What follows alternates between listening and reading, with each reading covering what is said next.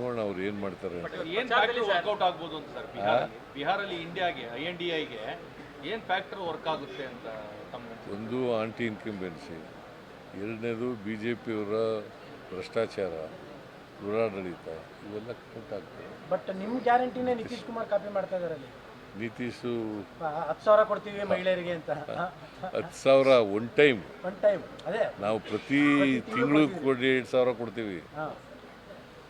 1,24,00,000 ಮಹಿಳೆಯರಿಗೆ 2,000 ರೂಪಾಯಿ ಪ್ರತಿ ತಿಂಗಳು ಕೊಡ್ತಾ ಇದ್ದೀವಿ. ಅಲ್ಲ ನಿಮಗೆ ವರ್ಕ್ ಆದಾಗ ಈಗ ಇಲ್ಲಿವರೆಗೆ ಸುಮಾರು 1,00,00,000 ಹೆಚ್ಚು ಖರ್ಚು ಮಾಡಿದ್ದೀವಿ ಗ್ಯಾರಂಟಿ ಯೋಜನೆಗಳು. ಅಲ್ಲ ನಿಮಗೆ ಇಲ್ಲಿ ಮಹಿಳೆಯರು ಓಟ್ ಹಾಕ್ದಂಗೆ ಅಲ್ಲಿ ನಿತೀಶ್ ಕುಮಾರ್ಗೆ ಓಟ್ ಹಾಕ್ತಾರ ಅಂತ.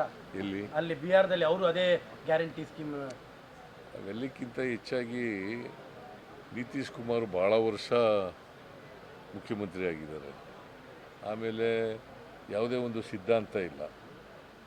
BJP ಜೊತೆಲೂ ಹೋಗ್ತಾರೆ, ಕಾಂಗ್ರೆಸ್ ಜೊತೆಲೂ ಬರ್ತಾರೆ, ಲಾಲೂ ಪ್ರಸಾದ್ ಜೊತೆ ಹೋಗ್ತಾರೆ. ಈ ಥರ ಆಗಿ ಯಾವುದೇ ಒಂದು ಸಿದ್ಧಾಂತ ಇಲ್ಲದೆ ಇರ್ತಕ್ಕಂಥದ್ದು. ಮತ್ತು ಬಡತನ ಜಾಸ್ತಿ ಇದೆ ಅಲ್ಲಿ, ಬಿಹಾರ್ನಲ್ಲಿ ಬಡತನ ಜಾಸ್ತಿ ಇದೆ. ಸೊ ಹಂಗಾಗಿ ಹೆಚ್ಚಾಗಿ ಬಡವರು, ಹಿಂದುಳಿದವರು, ಅಲ್ಪಸಂಖ್ಯಾತರು, ದಲಿತರು ಎಲ್ಲ ಕಾಂಗ್ರೆಸ್ ಪರ ಓಟ್ ಹಾಕ್ತಾರೆ. ಸರ್ ಇವತ್ತು ಬೆಂಗಳೂರಿನಲ್ಲಿ ನಡೆದಂತಹ ಬಿಹಾರ ಮತದಾರರ ಪ್ರಚಾರ ವೇಳೆ ಸರ್ ಬಿಹಾರದ ಮುಖಂಡರೆಲ್ಲರೂ ಕೂಡ DK ಶಿವಕುಮಾರ್ ಅವರು ಮುಂದಿನ ದಿನಗಳಲ್ಲಿ ಮುಖ್ಯಮಂತ್ರಿ ಆಗ್ತಾರೆ ಅಂತ ಹೇಳಿದ್ದಾರೆ ಸರ್. ಬಿಹಾರದ ಮುಖಂಡರು ಪ್ರಚಾರ ನಿಮಗೇನು ಇಲ್ವಾ? ಅಲ್ಲ ಸರ್ ಇವತ್ತು ಜನ ಮಾತಾಡೋದು ಬೇಡಪ್ಪ, ಜನ ಏನಾದ್ರು ಮಾತಾಡ್ತಾರೆ.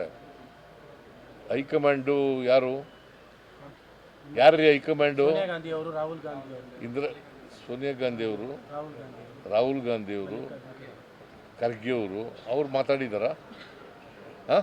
ಮತ್ತೆ ನೀವೇ ನಿಮ್ದೇ ಚರ್ಚೆ ಜಾಸ್ತಿ. ಅವರು ಜನ ಮಾತಾಡೋದಕ್ಕಿಂತ ನಿಮ್ಮದೇ ಜಾಸ್ತಿ ಆಗಿರೋದು. ಕೇಳಪ್ಪ, ಈಗ ಪ್ರಶ್ನೆ ಕೇಳಲಿಲ್ಲ ಈಗ ಅವರು ಅಗತ್ಯ ಏನಾಯ್ತು? ಅಲ್ಲಿಯ ಮುಖಂಡರು ಈಗ ತಾನೇ ಮಾತಾಡಿದ್ದಾರೆ ಅಂತ ಕೇಳಿದ್ರು. ಯಾವ ಮುಖಂಡರು? DK ಶಿವಕುಮಾರ್ ಅವರು ಸಭೆ ಮಾಡ್ತಾ ಇದ್ದಾರೆ ಬಿಹಾರದ. ಈಗ ನೋಡ್ರಿ, ಹೈಕಮಾಂಡ್ ತೀರ್ಮಾನ ಮಾಡಬೇಕು. ಹೈಕಮಾಂಡ್ ತೀರ್ಮಾನ ಮಾಡದೆ ಬೇರೆ ಯಾರೇ ಇದು ಮಾತಾಡಿದ್ರು ಕೂಡ ಅದಕ್ಕೆ ಕಿಮ್ಮತ್ತಿಲ್ಲ. ಸಂಪುಟ ಪುನರಚನೆ ಏನಾದ್ರು ಮಾಡ್ತೀವಿ? ನಾನು ಬಿಹಾರ್ ಚುನಾವಣೆ ಆದ ತಕ್ಷಣ ಮಾತಾಡ್ತೀನಿ. ದೆಹಲಿಗೆ ಏನಾದ್ರು ಹೋಗ್ತಾ ಇದ್ದೀರಾ? ರಾಹುಲ್ ಗಾಂಧಿ ಜೊತೆ, ಮಲ್ಲಿಕಾರ್ಜುನ್ ಖರ್ಗೆ ಜೊತೆ, ಅಲ್ಲಿ ಡೆಲ್ಲಿಯವ್ರ ಹೈಕಮಾಂಡ್